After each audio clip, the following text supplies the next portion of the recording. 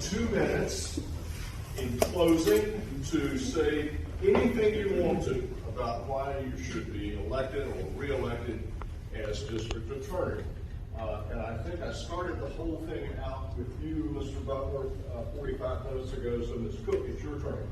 Thank you. Thank you for being here tonight. I'm going to share with you a story as to why I do this job and have done this job for 20 years. Many years ago, I prosecuted a case where a criminal defendant had severely burned the hands of his girlfriend's 2-year-old child. It was difficult to even look at the photos of her hands that were burned. She had to go to UNC Burn Center. When she was released, I was preparing the case for a jury trial. I met with her, and she said to me, "Will you keep the monster in his cage?"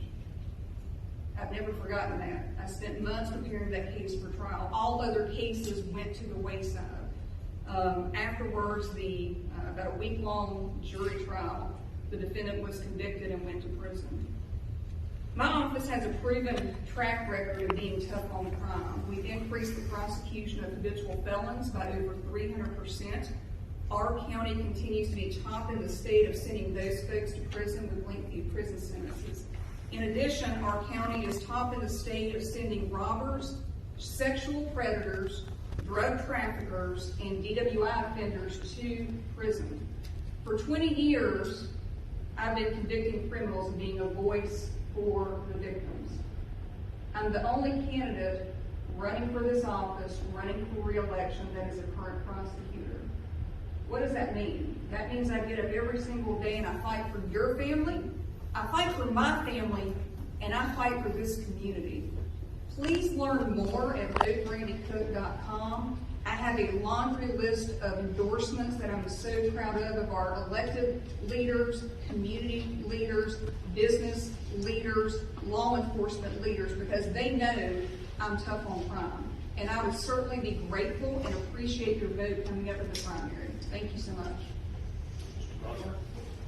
Well, I'm not a politician, so I don't have a canned response for you. I don't have a long list of endorsements. I think politicians these days have taken just about every institution that we have in this country and run it straight into the ground. What we need is leaders who are actually folks who have been in the trenches fighting. Not politicians who've sat in their office for the last 12 years while those underneath them did the heavy lifting. That's where I was. I was in the courtroom fighting. That's where I like to be. I like to seek justice. That's been my job. That was the description when I started, when Bill Kennerly first turned me loose in this county.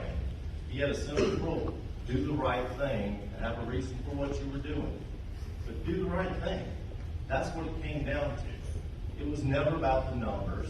It was never about certain groups. It was never about who you were in the community or how it looked or sounded in the paper. It was about doing the right thing. And that's all I want to do, is I want to get us back to that point where we are seeking justice. Whether it means hardcore prosecution or outright dismissal, it's the justice of the matter. And I won't look at cases like a politician. I won't look at them and evaluate them based on how they're going to sound in the paper. I'm going to look at the reality of it. I'm going to do the right thing, because that's really all I care about doing at this point. You know, I'm a criminal defense attorney right now. I haven't said that very many times because all I ever wanted to be was a prosecutor. I had to leave the office because I couldn't stand to see it fall apart around me. I couldn't stand to see the town I loved be given a derogatory nickname and to feel that I was anywhere close to that.